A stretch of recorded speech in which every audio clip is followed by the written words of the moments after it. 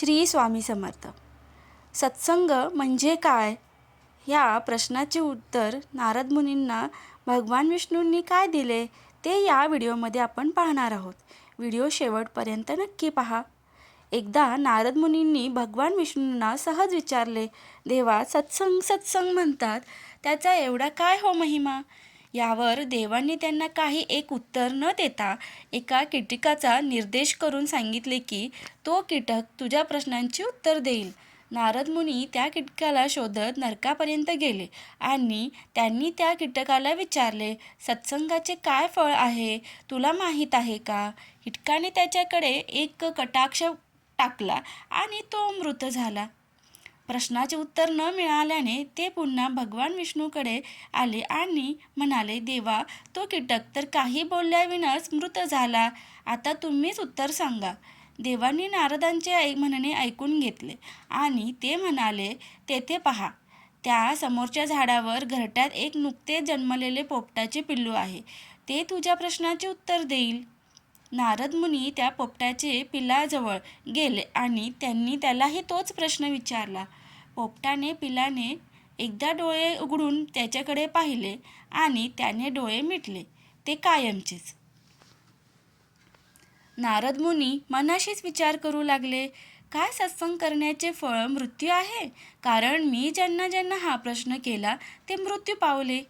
अत्यंत दुःखी होऊन ते पुन्हा भगवान श्री विष्णूपाशी आले आणि म्हणाले, देवा, आपल्याला सांगायचे नसेल तर सांगू नका, पण मी ज्यांना ज्यांना हा प्रश्न विचारतोय ते मृत होत आहेत.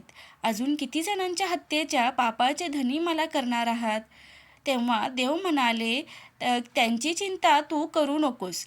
तुला खरेच जर या प्रश्नाचे उत्तर हवे असेल तर पहा, नुकत्याच तिथे एका गायीने बछड्याला जन्म दिलाय. तो बछडा तुझ्या प्रश्नाचे उत्तर देईल. दुःखी अंतकरणाने नारदांनी तेथे जाऊन त्या बछड्याच्या कानाशी लागून त्यालाही तोच प्रश्न केला.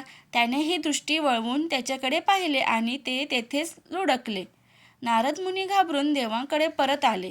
तथापि त्यांना पुन्हा एकदा आश्वासित करून भगवान विष्णू म्हणाले, एकदा राज्यात नुकताच एक राजपुत्र जन्माला आहे. त्याच्याकडे जाऊन तुम्हाला निश्चित या प्रश्नाचे उत्तर मिळेल. नारदांनी विचार केला, आतापर्यंत कीटक, पोपट आणि गायीच्या बछड्याचे मृत्यूचे माझ्यावर काही आपत्ती आली नाही. पण राजकुमाराचे जर काही बरे वाईट झाले तर माझे प्राणही संकटात येऊ शकतात. तथापि देवाच्या विश्वासावर ते राजकुमाराकडे गेले आणि त्यांनी धाडस करून राजकुमाराला मांडीवर घेतले आणि पापा घेण्याचे निमित्त करून हळूच त्याच्या कानात विचारले, सत्संगतीत राहिल्याने काय लाभ होतो? प्रश्न ऐकून राजकुमार हसू लागला आणि म्हणाला, मुनिश्रेष्ठ, आपण अजून का नाही समजलात का? अहो, आपण पहिल्यांदा मला भेटला तेव्हा मी कीटक होतो. आपण मला हा प्रश्न विचारला आणि मी मेलो आणि पोपट झालो. नंतर आपल्या दर्शनाने मी घरट्यात मेलो आणि मला गायीच्या बछड्याचा देह प्राप्त झाला. पुन्हा आपले दर्शन घडले आणि बछड्याचा देह पडून सर्व देहांमध्ये श्रेष्ठ असा हा मनुष्य देह प्राप्त झाला आणि पुन्हा आपल्या दर्शनाने मला पूर्णत्व प्राप्त झाले. हे सर्व आपल्यासारख्या संतांचे दर्शनाचेच फळ आहे. ज्यांना आपल्यासारख्या संतांचा सहवास मिळतो ते धन्य आहेत. नारदांना त्यांचे प्रश्नाचे उत्तर मिळाले व सत्संगाचा महिमाही कळला. नारायण नारायण प्रेमाने म्हणत ते देवांकडे आले आणि म्हणाले, देवा, जशी आपली लीला अगाध आहे तशीच आपली समजावून देण्याची पद्धतही दिव्य आहे. म्हणून मित्रांनो, जीवनात जगताना संगत ही खूप महत्त्वाची आहे. बाभळीच्या झाडाशेजारी केळीचे झाड वाढले तर बाभळीच्या काट्याने त्यांची संपूर्ण पाने फाटून जातात. या उलट चंदनाच्या झाडाशेजारी लिंबाचे झाड वाढले तर लिंबाच्या गाभ्याला चंदनाचा सुवास येतो. ज्याप्रमाणे श्रीरामांच्या सहवासात हनुमान धन्य झाले, श्रीकृष्णाच्या सहवासाने अर्जुन सर्वश्रेष्ठ योद्धा झाला, दुर्योधनाच्या सहवासाने कर्ण श्रेष्ठ असूनही त्याचा नाश झाला. आपण ज्यासोबत राहतो त्याच्या विचारांचा, राहणीचा, वागणीचा अंमल हा आपल्यावर होत असतो. संगतीचे विचार श्रेष्ठ अथवा दूषित होतात. संगत कशी हवी याचा विचार करावा. सत्संग म्हणजे सत्याची संगत किंवा चांगल्या लोकांचा सहवास होय.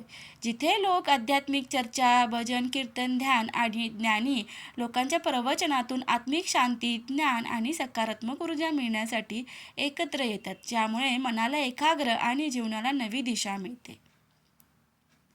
व्हिडिओ आवडल्यास व्हिडिओला लाईक, शेअर आणि सबस्क्राईब नक्की करा. धन्यवाद.